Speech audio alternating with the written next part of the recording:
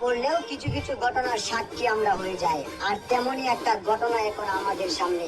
চুরের অপবাদে এমন কাহিনী ঘটিয়েছেন একজন, যেখানে দেখা যাচ্ছে একটা দোকানের সামনে তাকে বেঁধে ফেলা হচ্ছে।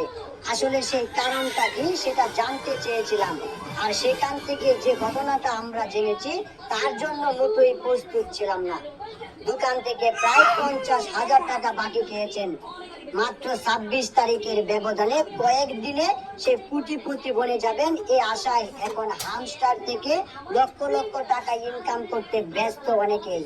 জনসাধারণের একটাই দাবি, এই হামস্টার আসলে কি দিবে, আর সেটা আমাদেরকে দিয়েছে। অনেকে লাখপতি থেকে কোটিপতি বনে যাওয়া এখন ভিক্ষার ফকির বনে গেছেন।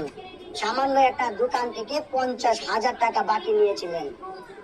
26 তারিখে টাকা পরিশোধ করার কথা ছিল, কিন্তু 26 তারিখ আজও এসেছে, কিন্তু তার পকেটে ঢুকেনি 1টি টাকাও। মাত্র কয়েক মিলিয়ন কয়েনে মাত্র পেয়েছেন 300 থেকে 350 টাকা।